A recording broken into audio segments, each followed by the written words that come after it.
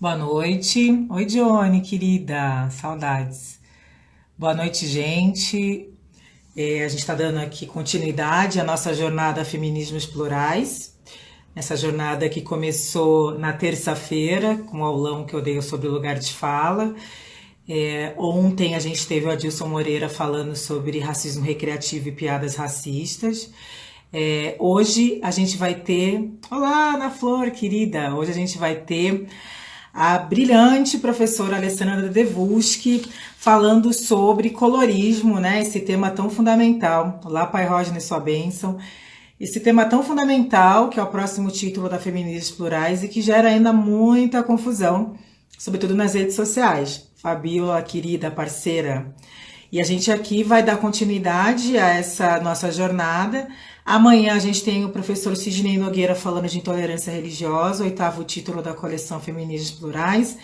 E a gente encerra no domingo com Rodney William falando de apropriação cultural. Vamos ver aqui a nossa querida professora Alessandra, que já deve estar aqui com a gente. Aê! E Conseguimos!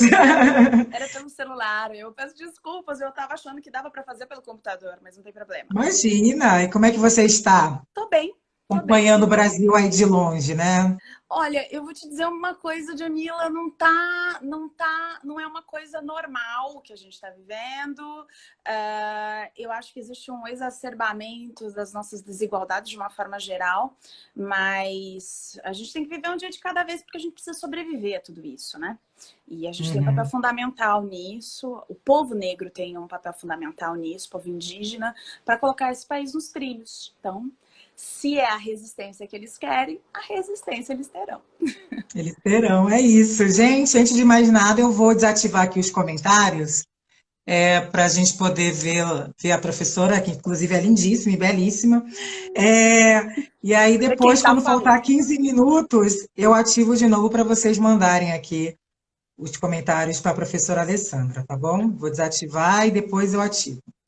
Então, professora, querida amiga Alessandra, te agradecer pela sua disponibilidade, te agradecer por fazer parte aqui do time Femininos Plurais. A gente está muito animado. Esse tema colorismo é um tema tão importante e que às vezes as pessoas não compreendem muito, tem muitas questões, então já te agradeço por fazer parte, estar aqui com a gente.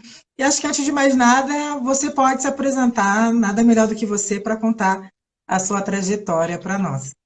Bem, eu acho que antes de qualquer coisa, né, Jamila, eu quero agradecer muito pelo convite, não só de participar dessa live contigo, sabendo da importância que existe de falar de um tema tão difícil, de falar de um tema que nos toca enquanto pessoas negras, nos toca enquanto mulheres, nos toca em relação às nossas afetividades. Então, acho que é um tema delicado, mas um tema indispensável, sobretudo nos temas de hoje, né, onde as economias, os afetos, às vezes decidem se a gente vive ou se a gente morre, né? Então, eu quero muito agradecer o convite, a oportunidade de escrever esse livro na coleção Feminismos Plurais, que é uma honra para mim fazer parte desse time, agradecer ao Breno Tardelli, queridíssimo também, pela sua paciência comigo. E eu queria...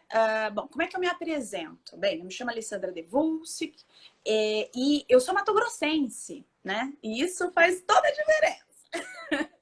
Porque eu fui para São Paulo para fazer o mestrado, né, com o professor Alisson Mascaro, que é um guia até hoje, é um pai, é um irmão, é um amigo, é uma mistura de tudo e mais um pouco. E foi lá onde eu também conheci a Jamila, conheci o Silvio, conheci o Camilo, nós cofundamos o Instituto Luiz Gama.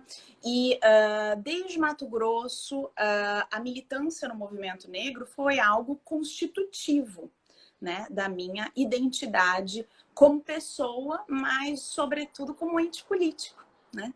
Então, eu acho que a gente podia começar realmente daí. Mas para me apresentar, então, nas partes, como é que a gente fala? Nas partes burocráticas, né?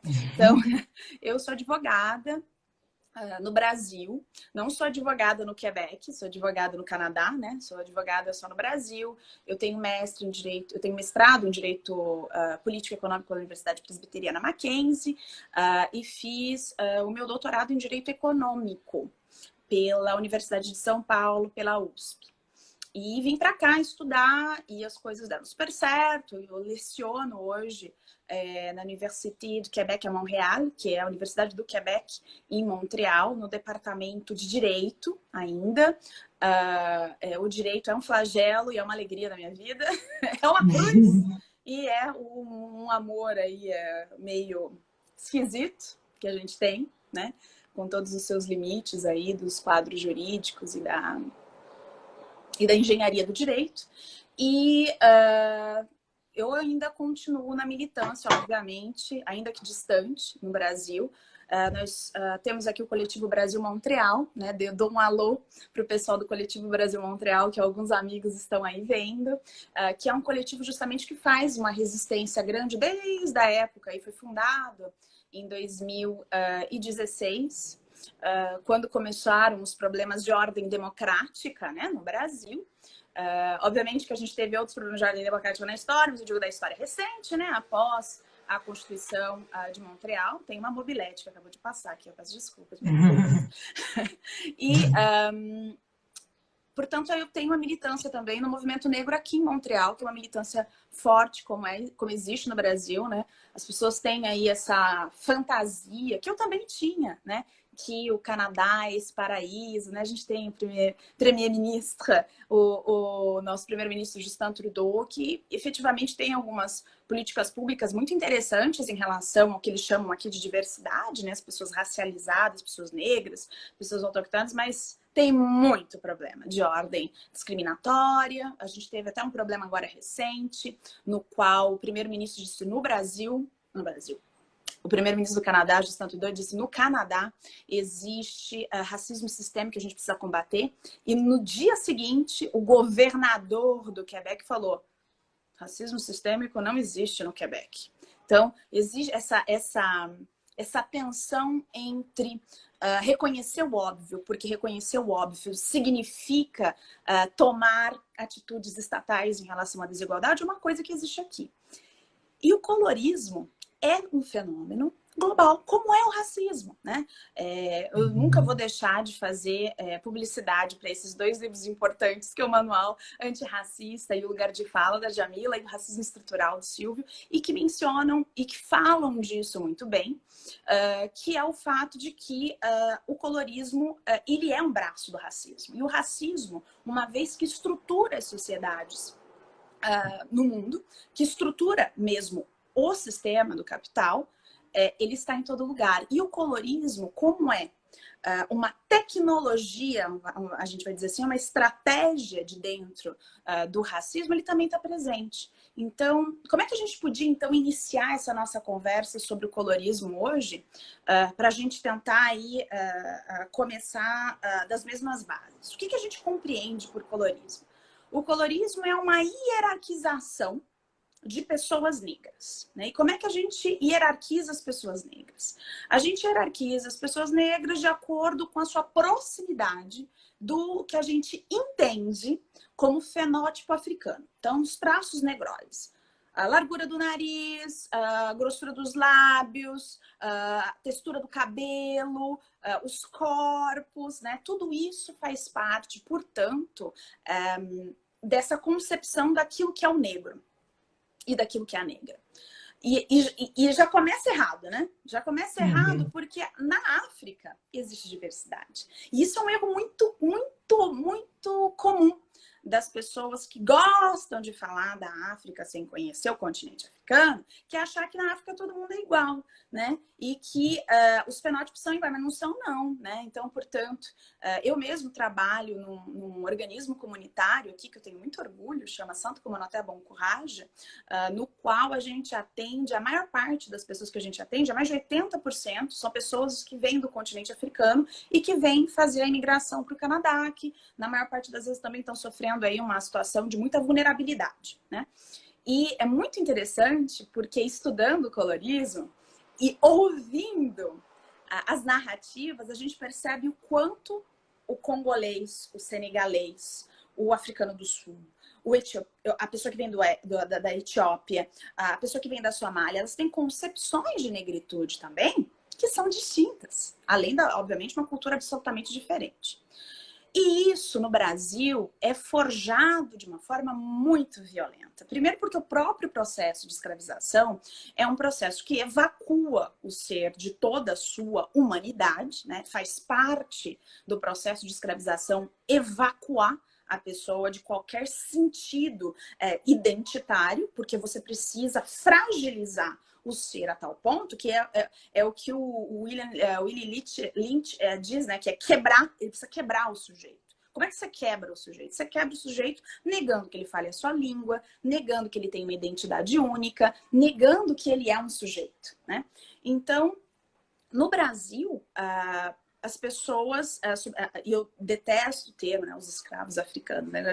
É como se a gente naturalizasse a condição da escravidão ao negro, né? Então, são africanos que foram trazidos ao Brasil sob a condição de escravos, que foram sequestrados. Essas pessoas aqui, elas, diante da situação da escravidão, são colocadas todas no mesmo pool. Né? Ou seja, existe uma tentativa de homogeneização dessas pessoas.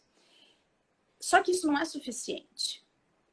E a partir do momento em que isso não é suficiente, e aí que eu acho muito importante dizer, o colorismo, ele não nasce dentro do povo negro. O colorismo é um esquema de opressão. É um esquema de tentar criar elementos de fissura na resistência do povo negro às diversas opressões que ele sofre durante a história. Então, assim, quais são, então, as raízes do colorismo? Então, se não vem do povo africano, vem de onde? A gente tem uma diversidade de, como é que eu posso dizer, de narrativas a respeito de em que momento a gente associa a beleza, a candura, a delicadeza, o valor, a nobreza, a pele clara e não a pele escura. Né? Existem autores que vão falar, antropólogos, historiadores, que vão mencionar a importância de entender, por exemplo, os contos bíblicos, né? Que é a tal da história da maldição de Cã. Mas essas narrativas, elas também estão presentes, por exemplo, no mundo islâmico. Né? O Corão também menciona questões importantes em relação à raça. Só que essas questões, elas falam do negro como alguém que é como um anjo caído, né? É alguém que perdeu a sua condição de sujeito por conta de um ato compreendido como pecaminoso, compreendido como errado que ele tenha cometido. Mas é só no processo mesmo de escravização que vai acontecer nas colônias de muitos países europeus, né? E nas colônias também que foram instauradas na América, é que então a gente começa a perceber que, sobretudo Lynch, na sua famosa carta aos senhores de escravos, no qual ele relata, e é um documento histórico muito importante, eu gosto de convidar as pessoas a lerem a carta, porque a carta é muito atual. Né? É horrível falar isso, mas quando você lê a carta de Lynch, onde ele tenta ensinar aos seus coleguinhas, senhores de escravo, como bem dominar e como bem acalmar os ânimos de resistência dos escravos, ele diz muito bem, você precisa, enquanto senhor de escravo, fomentar na comunidade negra que existe uma hierarquia. Então, você, enquanto senhor de escravo, você vai criar benefícios para as pessoas que têm um fenótipo aproximado. Essas pessoas não são brancas, e aí a gente vai entrar mais tarde na questão, né, do que é pardo mestiço no Brasil, mas essas pessoas não são brancas. Essas pessoas continuam sob a condição de escravidão, mas elas são tratadas com benefícios em relação aos outros africanos, diminuídos a situação de escravidão.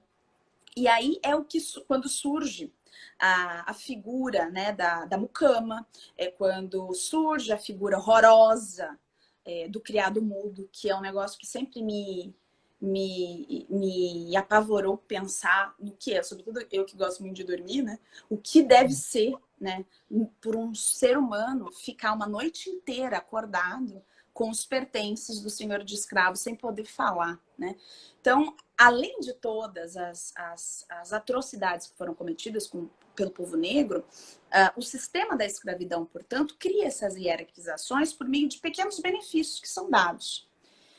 E, obviamente, que quando a gente está falando de 200, 300 anos de escravidão, como é o caso do Brasil, isso é interiorizado também pela população negra. E é aí que a gente tem que entrar.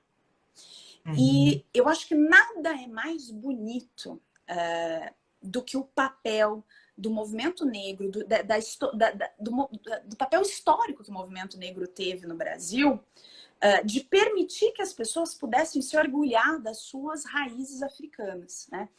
Eu sempre digo isso para as pessoas, eu digo assim, eu queria tanto, mas eu queria tanto ter vivido a minha infância, ter entrado na adolescência com uma Djamila Ribeiro na mesma época, sabe? Eu queria muito, porque eu tenho certeza que eu e muitas mulheres da minha geração viveram conflitos muito complicados em relação à raça, porque você não tinha espelho, né? Você tinha grandes militantes, Sueli Carneiro, Lélia Gonzalez, mas elas não tinham como é que eu posso dizer?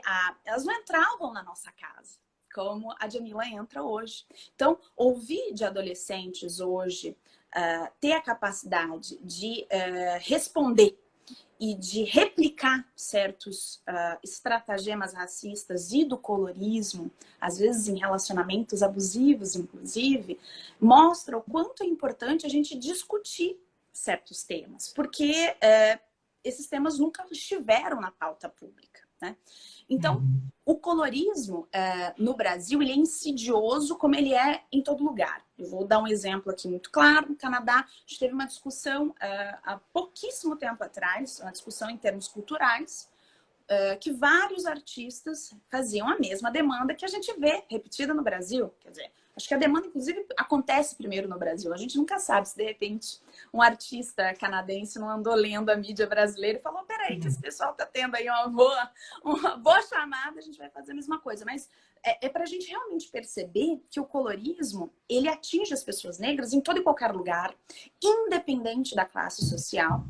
E isso causa prejuízos que vão além da geração, que vai além da nossa geração e que vai além da geração da minha avó, por exemplo. Então, por exemplo, aqui no Canadá, qual era a demanda?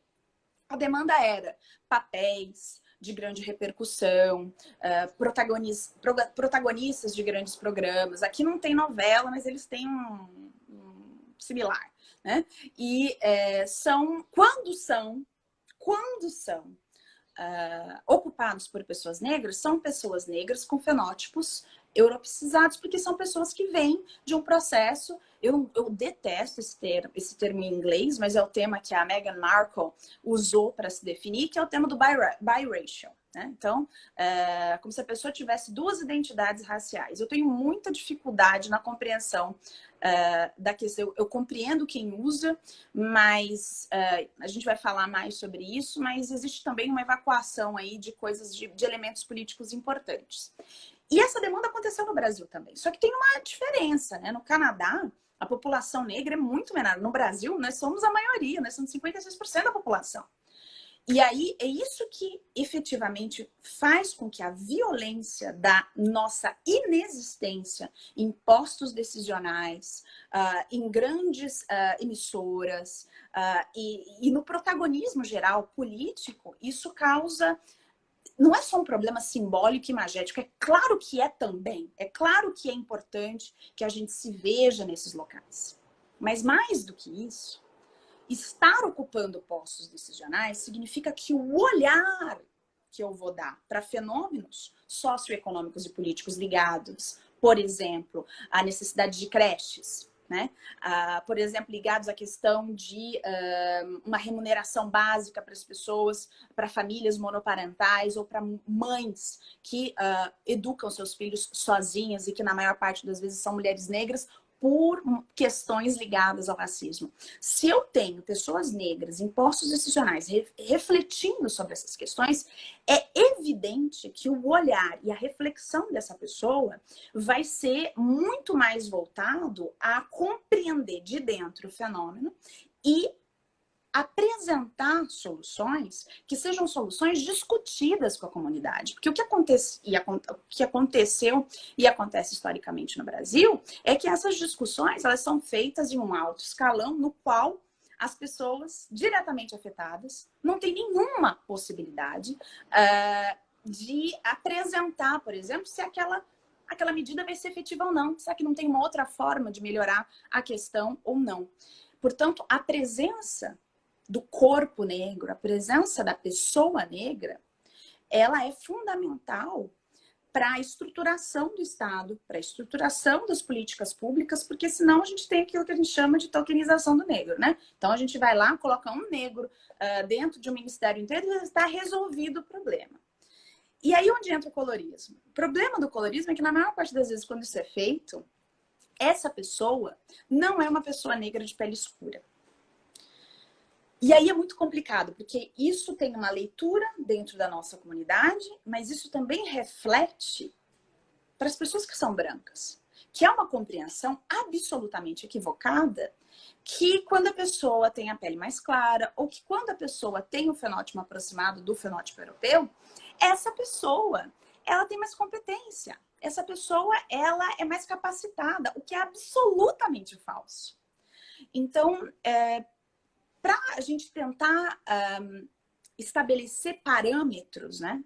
Eu poderia dizer, eu acho que dentro da questão do colorismo, se eu percebo a mulher, em termos socioeconômicos, uma mulher negra de pele escura no Brasil, ela está na pirâmide das remunerações e na pirâmide socioeconômica brasileira, ela está na base, né? Então, ela vai receber menos que uma negra de pele clara, ela vai receber menos do que uma mulher branca, ela vai receber muito menos do que um homem branco.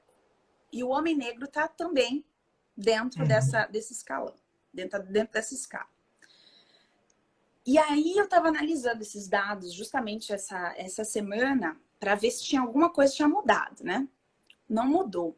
Só que aí surgiu um elemento novo, que é uma pesquisa de um antropólogo daqui da Universidade de Laval, analisando o Canadá. E olha que interessante, no Canadá, nós tivemos nas últimas décadas, né? Agora está em queda, enfim, é uma discussão para uma outra oportunidade, mas a gente teve muitas décadas de estado de bem-estar social. Então, era um estado que efetivamente estava intervindo na economia e aplicando dinheiro público para combater desigualdade racial. Tanto que o Quebec até hoje é a província, né, é o estado dentro do Canadá com a menor desigualdade social. Por conta dessas intervenções, elas deram certo, né? Então, é uma sociedade que tem uma classe média muito alargada, né? E isso se deve ao fato da luta feminista. As mulheres no Quebec foram fundamentais para essas conquistas de direitos sociais. E aí a gente se pergunta, e as mulheres negras? Pois é, as mulheres negras, como aconteceu na primeira e na segunda na primeira e na segunda onda do feminismo, praticamente não existiam, porque elas já trabalhavam, né? Essas mulheres, elas já estavam ocupando o espaço público, mas ocupando os espaços públicos precários. E sobretudo porque, na maior parte das vezes, não são as pessoas que eles chamam aqui, né, os imigrantes de origem, né? Porque aqui, canadense verdadeiro mesmo, são os indígenas, né? Eles são os verdadeiros, né? Mas a gente teve a colonização inglesa, teve a colonização francesa, e esses colonizadores esses imigrantes, né, mais velhos, são aqueles que implementam medidas de discriminação e medidas de xenofobia contra os imigrantes mais novos. Então, a condição imigrante, ela se dissipa na história porque outros laços de opressão vão se desenvolvendo.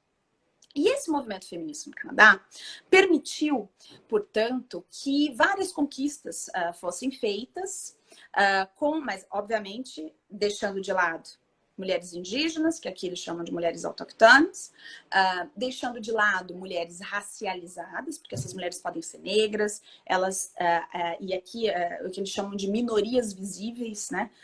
São as mulheres negras, as mulheres indianas, as mulheres árabes, são as mulheres que sofrem preconceito.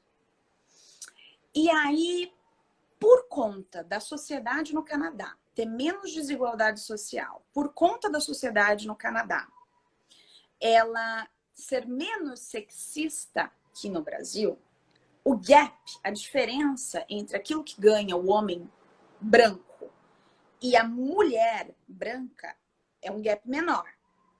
Só que olha que interessante, o que ele vai colocar, que é um dado novo, é que no Quebec, a mulher negra, ela recebe um pouquinho mais do que o homem negro. É mais fácil também contratar uma mulher negra do que um homem negro. E aí é muito interessante a gente ver como as linhas de opressão se entrecruzam.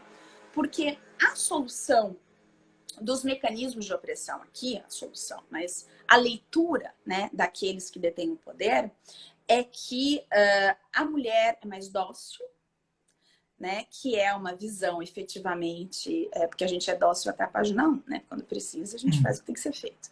Então, mas é uma visão que elas são melhores para certos postos de trabalho decisionais e que o homem negro é o outro arquétipo, o homem negro é violento, o homem negro ele é incontrolável, o homem negro não vai seguir as ordens e ele vai se rebelar mais facilmente do que essa mulher negra. Só que no Brasil, essa leitura, ela existe. Só que o machismo faz com que o homem negro receba mais em salários médios. E aí a gente vê o quanto não dá para ler as questões do colorismo, as questões do racismo, sem compreender como cada história dessas sociabilidades vai se construindo. E do quanto é importante a gente exigir, a gente demandar e a gente estar no espaço público para fazer as nossas demandas, que são demandas justas. Só que o que eu acho importante que a gente discuta? Da mesma forma, eu acho que foi tão importante Joyce Bert, você, Jamila, Sueli Carneiro, Lélia Gonzalez, todas essas... sei que eu estou pecando muito em não falar, Rosane Borges, tantas pessoas importantes do feminismo negro no Brasil, houve um processo de educação popular mesmo, feito na unha, na raça mesmo, sabe? No sentido de explicar para as pessoas que o reconhecimento do privilégio branco é uma premissa para a gente poder conversar sobre racismo e é uma premissa também para a gente poder conversar sobre colorismo. Então, hoje, muitas pessoas começam a se questionar daqueles testes, né, das linhas, né? Você já foi parado pela polícia, você já foi perseguido numa loja, você já teve problemas para conseguir crédito por conta da sua raça e assim por diante. As pessoas começam a perceber, peraí, mas isso não é um problema para mim. Então, se isso é um problema para eles, talvez, de fato, haja um racismo estrutural. E as pessoas começaram meio que a sair de um período de dormência, que era um período de dormência, assim, também muito conveniente, né? Em algumas circunstâncias, para não dizer em todas. E o que eu acho que a discussão do colorismo nos traz para quem é branco e para quem é negro é que a gente não perde em reconhecer que existe um privilégio de pessoas negras de pele clara que pessoas negras de pele escura não têm. Porque por que a gente não perde nada em reconhecer isso?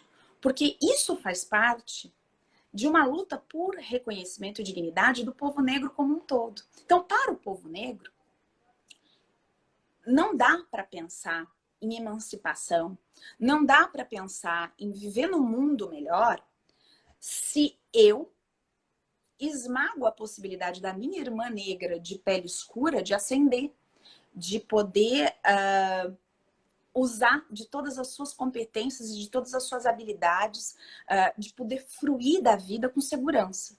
Para mim, não adianta absolutamente nada estar no topo sozinha. Não faz sentido. E não faz sentido para o povo negro, historicamente não faz sentido, porque desde a época dos quilombos, quando a gente cria resistência, no quilombo tinha gente negra de pele escura, negra de pele clara, pessoas brancas, indígenas, que faz parte da história de resistência da gente agregar quem quer ser livre. Portanto, usar o colorismo para qualquer coisa que seja, que não a luta pela emancipação do povo negro, é desnaturar, é descaracterizar o colorismo. De um outro lado, para as pessoas dos grupos, para as pessoas brancas, né? Eu não consigo, hoje, ver nenhum país, e a gente está aí vendo, infelizmente, o horror das repressões violentas contra o povo negro, demandando uma coisa que é assim tão básica, que é o fato de não morrer numa intervenção policial, né? Eu posso não respeitar uma placa de pare porque estou desatenta e eu não quero morrer por causa disso, porque a gente tem muito essa coisa, né, Dionila, de ter que andar na linha, né? A gente tem que andar na linha, a gente não pode fazer nada errado, né? A gente cresce assim, né? E isso tem fatores positivos, né, na vida, mas isso esmaga a gente ao longo do tempo. Então, é desumanizador com a pessoa negra exigir dela uma perfeição e uma performance que nenhum ser humano tem e nem o branco tem. Então, o que a gente vê hoje nos Estados Unidos em relação a essa repressão enorme das reivindicações, sobre as reivindicações do povo negro, demonstra que a gente chegou realmente num ponto que não tem mais volta, né? A gente conseguiu a abolição, nós conseguimos o direito ao voto, nós conseguimos direitos sociais, só que a partir de agora, a gente quer um espaço de equivalência. E isso não é favor, isso é direito. Isso não é errado pedir isso. Errado é alguém impedir que isso se materialize. Então, para as pessoas brancas, compreender o privilégio branco é compreender que não dá para viver numa sociedade tão altamente desigual e esperar que você vai ter segurança, esperar que você vai ter democracia, esperar que você vai ter uma relação de republicanismo entre as partes que pensam de forma divergente, porque a gente vai pensar, a gente vai ter divergência, isso é natural da vida em sociedade, mas eu não posso me dar ao direito de aniquilar o meu inimigo, entre aspas, a pessoa com quem eu tenho uma divergência. Só que isso é feito com o povo negro desde a colonização. Então, para os brancos, a compreensão do privilégio branco é uma premissa da luta antirracista. Mas dentro da comunidade negra, compreender que a gente interioriza, porque a gente é sociabilizado nesse processo racista, faz parte também da nossa luta. Porque a gente não ganha essa luta sozinho, né? E eu não quero, assim como muitas pessoas negras de pele clara, chegar e protagonizar algo que eu desconheço. Eu não conheço o fardo do racismo que uma pessoa negra de pele escura viveu durante a sua vida, porque essa não é a minha vivência. Eu não posso falar por elas. Agora, em termos de compreensão do fenômeno do colorismo, eu posso dizer o quanto a sociedade ganha e o movimento negro ganha em reconhecer que esse fenômeno existe. Porque senão a gente faz o mesmo jogo do racista. Não vamos falar sobre isso, porque as coisas vão se resolver com o tempo, né? A gente faz a revolução e depois a gente resolve a questão racial, né? Então, primeiro a gente faz a luta racista e a luta antirracista e depois a gente resolve a questão das disparidades de tratamento dentro da própria comunidade negra. E não dá porque nós somos inteligentes o suficiente para fazer essas lutas de forma concomitante. Porque senão, e é tão fácil isso acontecer, em Ruanda a gente viu o que aconteceu entre Tutsis e Hutus, né? O opressor sabe muito bem fazer isso. Então ele vai simplesmente pescar elementos da comunidade, elementos culturais, elementos históricos e colocar esses grupos uns contra os outros. E eu acho que o movimento negro e a população negra mundial caminhou demais para entrar dentro de uma armadilha como essa. Então, assim, nós reconhecemos, é óbvio que existe o colorismo pelo olhar do branco e pelo olhar do negro, porque a gente faz parte, nós todos fazemos parte dessa sociedade. A diferença é que a gente luta para isso terminar. Porque não faz sentido emancipar um grupo oprimindo o outro. Porque é uma incoerência. Desculpa te cortar, tá maravilhoso, você é perfeito. Mas umas questões que as pessoas mandaram para a gente é dessa dificuldade do negro de pele clara. Claro que a gente é a maioria no Brasil por conta dos negros de pele clara, né? Que são vários, né? Assim, a Sueli Carneiro fala isso naquele texto dela, Negros de Pele Clara. Mas tem uma dificuldade, até por conta do mito da democracia racial e tudo mais, da pessoa negra clara construir a identidade dela, né? Eu acho que isso, eu como uma negra de pele escura, é algo que nós também precisamos compreender. É claro que eu, como de pele escura, você falou muito bem, vou ter uma série de restrições maiores por ter a pele escura, o fenótipo mais escuro, mas mulheres de pele clara também passam por um processo doloroso da construção da identidade num país como o Brasil, que diz que todo mundo é mestiço ou que ninguém é negro, também é um processo complexo, né, para as mulheres para as pessoas de pele clara em geral, né? Eu acho que o que você diz é fundamental, sobretudo para entender que eu não conheço nenhum. Obviamente, tirando aí os casos criminais, as pessoas que fazem autodeclarações falsas para conseguir, por exemplo, entrar na universidade via cota, isso é um problema, isso é bandidagem, né? Isso é outro nível, isso é bandidagem. A gente nem comenta. Isso é coisa para os coleguinhas advogados, né? Deixa eles agir. E promotores. Mas eu acho que é importante a gente lembrar que o reconhecimento da identidade negra, ela não se dá por um estalo. Ninguém acorda e fala assim, hoje eu tô afim de ser negro, deixa eu ver como é que é. Eu detesto dar exemplos pessoais. Hoje eu dei um, porque me marcou demais a questão do menino Miguel, e vou continuar a saga do dia e vou dar outro, né? Eu me descobri negra, eu me descobri porque eu não sabia nem que existia. E eu lembro do dia, porque pra gente é sempre muito traumático, né? Pra gente sempre é muito traumático. Meu pai, né? Meu pai era negro, né? Negro e indígena, né? Tem ali as duas, mas era lido como negro, né? E minha mãe branca.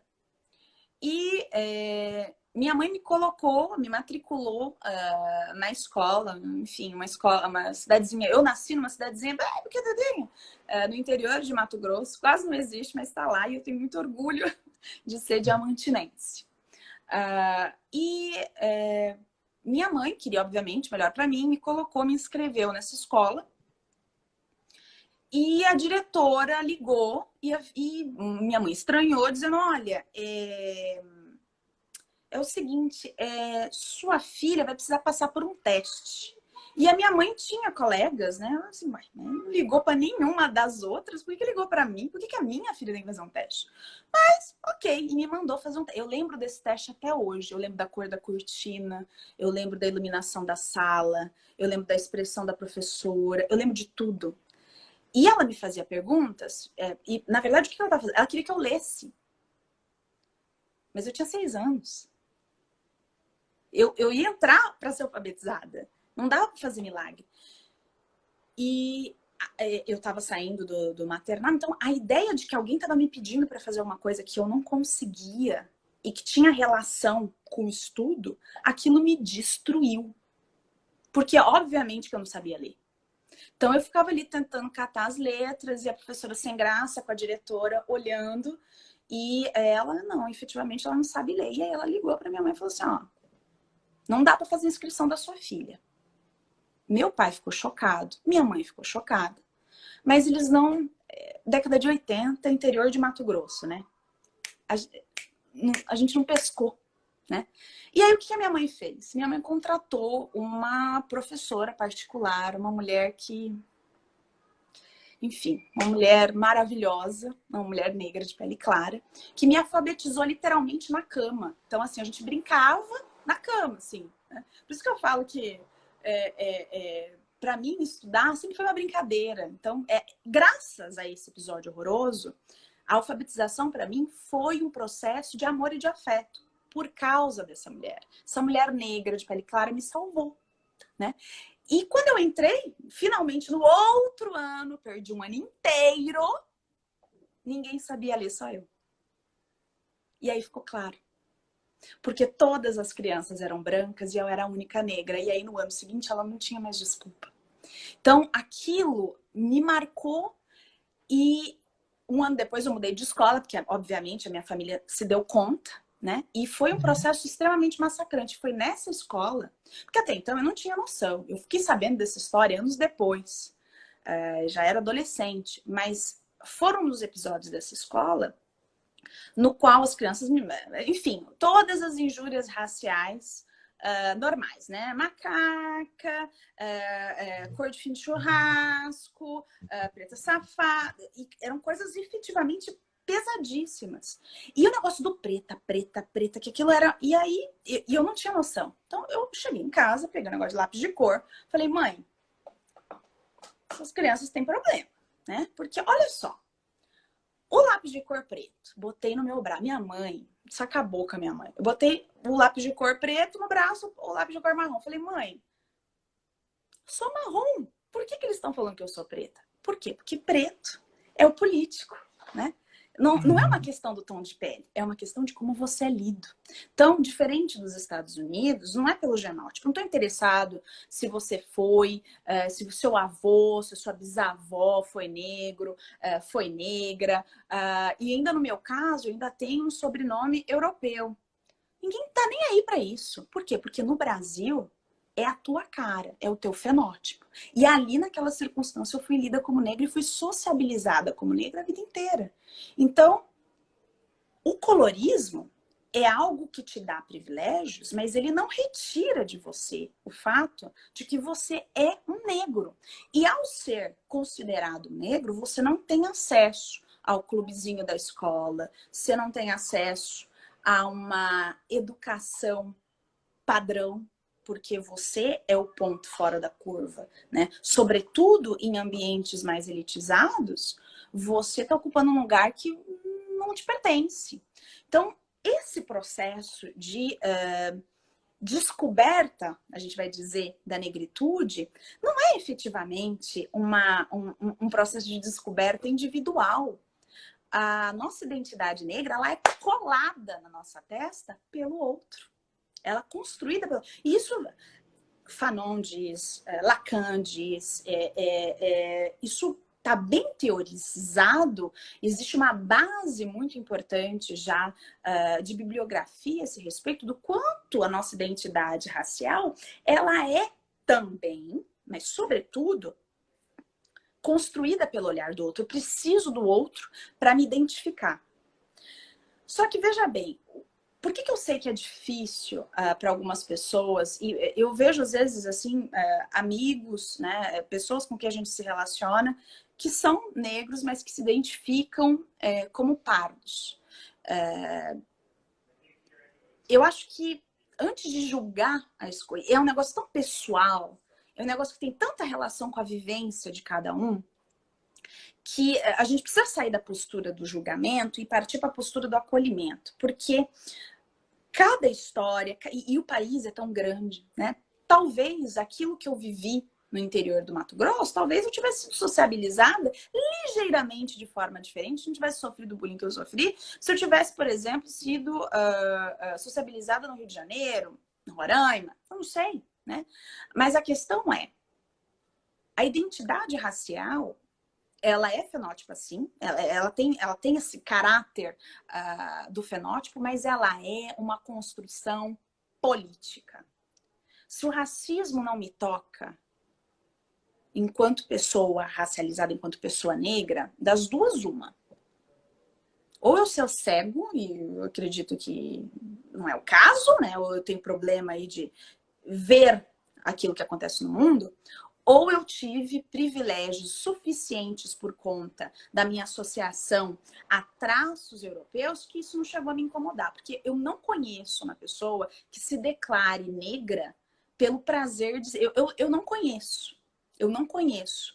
Porque a identidade negra, ela é uma construção política. A gente, quando... quando eu digo negra, eu não paro cada vez... Eu sou negra de pele clara. Eu sou negra. Fui sociabilizada como uma. Ah, mas você tem sangue indígena. Mas eu não sou. Leviana, e a maior parte das pessoas não são, porque quem de nós no Brasil, depois do genocídio indígena, teve contato com as suas raízes indígenas? Quem de nós conseguiu ter o privilégio de ser sociabilizado com a cultura riquíssima e única dos tantos povos indígenas do Brasil?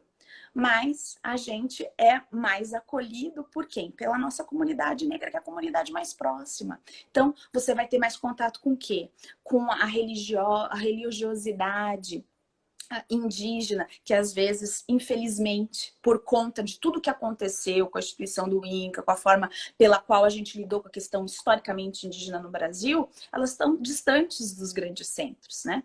Portanto, essas pessoas, elas não escolhem ser negras. Elas são negras porque a sociedade as lê como tal. E uma vez que isso é estabelecido, uma vez que isso é fato, eu não conheço ninguém que volte atrás para reivindicar, não, mas o meu avô era italiano, o meu avô era europeu. Só faz eu acredito que só faz isso quem ainda está num processo mesmo de reconhecimento das suas próprias, da sua própria identidade, porque ninguém pergunta seu sobrenome quando é 11 horas da noite, né? E você tá saindo no metrô, e eu já vivi situações como essa. Ninguém pergunta se você tem um ancestral europeu perdido na sua árvore genealógica. A pessoa bate o olho em você, ela sabe se você não é branca. Se você não é branca, se você é negra, existe uma suspeita de que alguma coisa errada você está fazendo naquela hora vestida daquele jeito. Então, minha mãe me dizia sempre isso, e porque minha mãe viveu muitas coisas comigo sendo branca, tinha coisas que ela pescava antes de mim, eu sempre fui distraída por algumas coisas, e minha mãe sempre, quem me conhece sabe o quanto minha mãe é super vaidosa, tá, passa um batom, arruma esse cabelo, bota uma roupa decente. Por quê? Não é só vaidade, porque ela sabe, ela entendeu cedo, e era uma forma de me proteger. Por quê? Porque se a gente sai de qualquer jeito, as pessoas aprofundam a visão que elas têm de negritude de você. E aí você tem classe social cruzada com a questão racial, e a chance de você ter uma abordagem violenta, a chance de você ser perturbado numa loja, a chance de você ser assediado, ser xingado na rua é muito grande. E o colorismo, ele eu acho super interessante. Assim, não existe uma fórmula de Bhaskara, né? Às vezes eu vejo, assim, en passant, algumas discussões sobre o colorismo, né? Dá a impressão que você tem uma fórmula de Bhaskara, né? Deixa eu ver. Quantos centímetros de nariz, lábio, cabelo, qual? 4C, não é assim que funciona, né? Antes fosse, não é assim que funciona. E usar esse critério é muito violento com a pessoa. E usar o critério do colonialismo, né? Exatamente. E um critério, Djamila, eugenista. Descaradamente, descomplexadamente eugenista, né? E relacionar, poxa vida, né? Eu entendo aí, final do século XVII, início do século XVIII, tá falando disso aí, eu entendo, mas a gente andou tanto e a gente tem pessoas tão incríveis escrevendo sobre isso e pesquisando sobre isso há tanto tempo. Evacuar o sentido político de se reconhecer negra, de ter orgulho de ser negra. A minha avó, minha avó Pedrosa, a mãe do meu pai, que se chamava Augusto, meu pai já é falecido, minha avó Pedrosa, e se minhas primas estiverem aí assistindo, elas vão lembrar, minha avó Pedrosa não perdia uma novela, né? Católica, que meu Deus do céu. E eu lembro da minha avó sentada do meu lado, assistindo novela, e ela falava isso repetidas vezes, porque era um negócio que fazia parte dela. E eu foi muito tempo depois que eu entendi a profundidade daquilo. Ela olhava, eu via, ela olhando, ela já estava mais, né, 80 anos, ela chegava próxima assim da televisão para ver aquelas moças bonitas das novelas, né, na maior parte das vezes brancas, né? É muito recente a gente conseguir ver pessoas como a gente, né, na televisão, e ela falava, minha filha, vem ver, minha filha, vem ver, olha, gente de qualidade. E ela falava aquilo. E aí eu olhava para aquela moça loira de olho azul e pensava, né, esse é o problema de você não ter leitura, de você não ter consciência, de você não estudar o tema. Aquilo, qualquer pessoa negra, aquilo que te causa um desconforto. Mas você não sabe o que é, você não sabe definir, você não sabe colocar aquilo em perspectiva histórica. Por isso que é tão importante o que você está fazendo com a coleção Feminismos Plurais, com toda a sua militância, com a sua incursão nas mídias, nesse processo de educação popular do brasileiro. Porque permitir, né, a vida da minha avó acabou, minha avó não está mais aqui, mas ela viveu uma vida inteira dentro dessa redoma racial na qual ela olhava no espelho e ela não se achava bonita e ela era linda e ela morreu sem saber disso. Então, são muitas vidas perdidas, são muitas oportunidades, são muitas vidas que nós não vivemos por conta do que se faz com as mulheres negras. E o colorismo, ele é especialmente perverso com as mulheres negras, porque dentro da economia dos afetos, dentro da forma pela qual nós nos relacionamos, né, ter uma mulher branca é um sinal, infelizmente, de status. E não é em toda e qualquer circunstância que a gente consegue ver o que a gente chama de...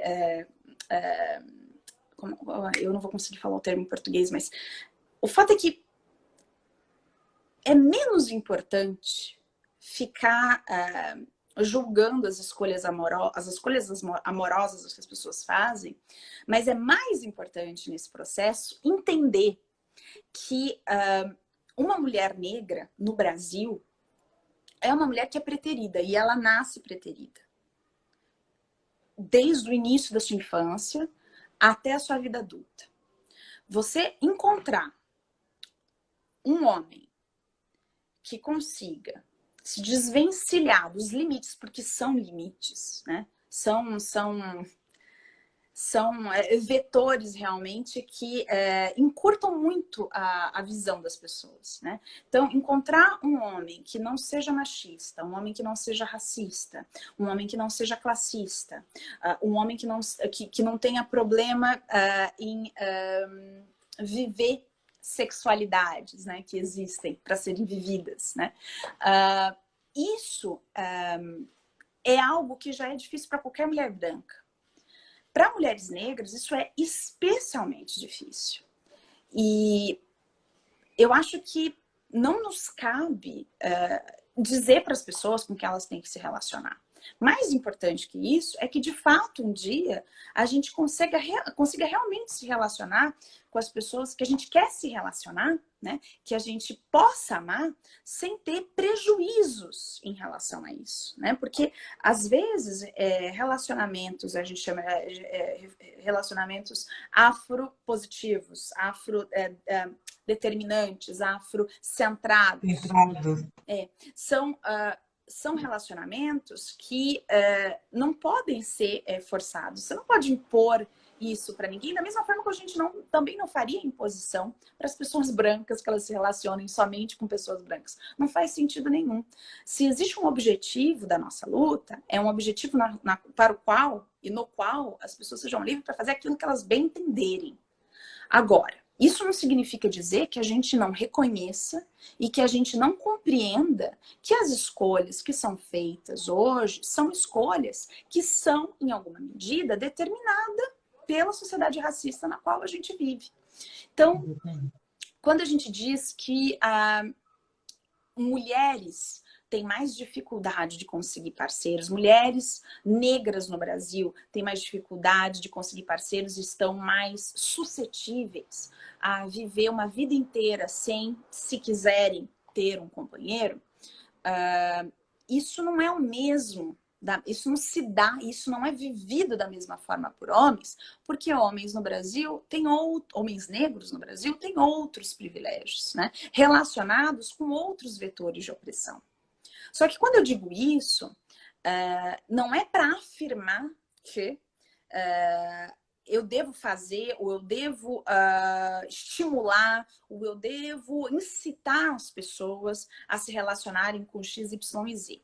O que eu acho que é importante e que o colorismo permite para a gente a abertura desse feixe de compreensão é que as hierarquias raciais, elas estão presentes na sociedade em todo e qualquer lugar. Então, na mesma forma, eu sempre eu acho engraçado, tem o militante negro, Eight Hart Brown, que dizia que não existe nada mais americano do que o racismo, que o racismo nos Estados Unidos é tão americano quanto a cherry pie, quanto uma torta de cereja. Dizer que o colorismo não há nada mais brasileiro do que o colorismo. Aliás, o colorismo é para o Brasil que a pamonha é para o Brasil. Então, está em todo lugar e está em todas as relações. Né? É um fenômeno mundial, mas é um fenômeno brasileiro porque a gente tem uma população enorme. Nós somos o país com o maior número de pessoas com ascendência africana do mundo. Então, obviamente que a tecnologia racista, para manter essas pessoas sob controle, manter a população no Brasil com o nível de desigualdade que a gente tem, com o nível de perversidade que o racismo faz conosco, com todos nós, historicamente, e não ter havido ainda, né, após, obviamente, né, porque eu não vou aqui falar da revolta dos malês, não vou falar aqui do movimento da porque resistência sempre teve, né, e a gente luta e lutou muito, e vai continuar lutando. Mas eu digo, nesse período, no nosso período moderno, a gente só não balançou as estruturas depois da proclamação da República, da abolição da escravidão, porque a gente estava ali reivindicando de uma forma democrática. A gente estava ali tentando, politicamente, dentro do jogo democrático, pedir, eu detesto esse termo, mas de reivindicar aquilo que a legislação determinava, que era não ser racializado, que era não ser discriminado, que era não perder oportunidades e não ser tratado de uma forma desigual. Mas, modernamente, eu não sei como, Djamila, eu não sei como que modernamente, depois da Constituição de 88, da promessa da Carta Cidadã de 88, né, com uma série de direitos sociais, com a promessa constitucional de que a gente viveria num país democrático e essa democracia passaria pela democracia racial, e uma vez essa promessa não cumprida, né, uma vez, ao contrário, com as desigualdades ainda mais aprofundadas, eu não sei como é que a gente ainda não teve uma revolta violenta no Brasil. Portanto, o caminho no Brasil, na minha opinião, ele é um caminho que se a gente não conseguir lutar junto, negros de pele escura, negros de pele clara e brancos, os aliados brancos, né? Porque eles não têm as vivências da negritude, mas eles podem ocupar um lugar de aliados. Se a gente não conseguir um tratamento igualitário nos próximos anos, o que vai acontecer no Brasil é muito pior do que está acontecendo nos Estados Unidos hoje. Eu não tenho dúvida nenhuma disso. E o que eu acho que, e nas minhas pesquisas, o que eu tenho tido muito cuidado em escrever, é justamente para deixar claro que o colorismo, ele é criado como uma forma de cindir, de dividir o movimento negro, mas ele também pode ser usado como uma forma de compreender melhor o nosso lugar na negritude E de que a gente não faça a nossa luta de nenhuma forma apagando a luta do outro, apagando a vivência do outro, apagando a reivindicação do outro, né? O que aconteceu com o menino Miguel é uma coisa que, além de chocante e de trágico, sobretudo é um crime, sobretudo é algo que tira o resto de esperança que a gente tem. Mas a gente se levanta amanhã, mas é avassalador sair semana, entrar semana, sair semana, entrar semana e ver que nada mudou. Mas a circunstância do homicídio dessa criança é uma circunstância que mostra a que ponto mulheres negras precarizadas não têm nenhum dia de paz no Brasil. Elas não têm nenhum dia de paz. Porque você não pode sequer ir trabalhar uma pessoa com quem, quando você trabalha dentro da casa de uma pessoa, o mínimo que você pode esperar é uma relação profissional, né? É o contrato, né? Vou descer, você me dá a ordem, empregadora, vou descer com seus cachorros. Ok, minha criança tá aqui, época de Covid, cuide do meu filho como eu cuido do seu. E a pessoa não faz. Isso mostra a que ponto a vida da mulher negra é uma vida de vulnerabilidade, porque você não pode confiar na palavra das pessoas. Você não pode confiar que as pessoas estão a todo momento olhando para você como alguém com o mesmo nível de igualdade. As pessoas te olham de cima para baixo. E isso causa uma série de repercussões. Eu não consigo, jamais eu vou conseguir imaginar a dor dessa mãe. Não vivi, eu acho que eu nem quero tentar fazer o exercício, porque é horrível demais. Mas é um evento que nos mostra o quanto a cor das pessoas determina a quantidade e a qualidade do afeto, do cuidado, do zelo, do acolhimento que essa pessoa vai ter. Então, nós negros, dentro das nossas lutas, das nossas organizações, dentro da nossa militância, na academia, nos nossos ambientes profissionais, nas nossas relações de afeto, a gente tem que estar consciente o tempo todo de que esses eixos de opressão eles se entrecruzam, e esses eixos de opressão, se não bem compreendidos, identificados, eles podem custar a vida de alguém. Então, eu me lembro que lia... Desculpa só te cortar, é que a gente tem mais 5 minutinhos antes do Instagram derrubar nossa live, que foi tão maravilhosa a sua aula, só para, enfim, porque o Instagram derruba, né, depois de um tempo. Ok. Não, se você quiser concluir... Ah, sim, ok. Então, como eu estava dizendo, e para fechar, para te dar também tempo de fazer o encerramento, é dizer que essas questões vão ser aprofundadas, portanto, no livro que vai ser lançado pela Feminismos Plurais, capitaneado pela queridíssima, maravilhosa, nossa guia, Djamila Ribeiro, com quem eu tenho assim, um orgulho imenso de poder conversar hoje. Essas questões vão ser aprofundadas lá, e o que a gente acha, eu e Djamila, é que a gente está lançando a conversa, né? Porque essa conversa, ela tardou e ela precisa ser feita com qualidade. Portanto, vamos entender que fenômeno é esse, vamos entender de que modo esses eixos de opressão se reproduzem na sociedade, mas, sobretudo, vamos usar o colorismo e a concepção do colorismo e a compreensão do colorismo para lutar melhor, não para lutar menos. Ai, maravilhosa, gente, que aula, as pessoas estão enlouquecidas aqui pela Alessandra Devus, que só te agradecer por essa aula, eu poderia ficar aqui 2 horas falando com você, se o Instagram permitisse, te agradecer de novo, porque você trouxe elementos muito interessantes para a discussão e aprofundados para a discussão, para a gente sair dessa guerra entre nós, né, da gente entender que como povo negro também somos múltiplos, né, também somos diversos, tirar desse lugar dessas brigas que não leva a lugar nenhum, sobretudo no momento que a gente passa, né, no Brasil, e de entender esse debate da forma brilhante que você trouxe. Só posso te agradecer. Dizer a todas as pessoas que a live vai ser salva, fica 24 horas no meu Instagram e depois a gente vai disponibilizar no YouTube da Feminismos Plurais. Se inscrevam lá no canal com tradução em Libras, porque a gente entende a importância da acessibilidade em Libras. E o livro está no forno, né, Tá no Alessandra? forno. Tá quase aí, não O é? atraso não é culpa da Djamila, o atraso é todo meu. O atraso é meu. Tá saindo, ela vai mandar em breve e que vai ser uma discussão fundamental, né? De ter você aí brilhante. Eu acho que pautando essa discussão de maneira embasada, que vai ser mais um instrumento importante, né, de reflexão e de luta para o nosso povo e para toda a sociedade, né? Não só para o nosso povo, mas para toda a sociedade. Minha irmã, obrigada, você é genial, brilhante.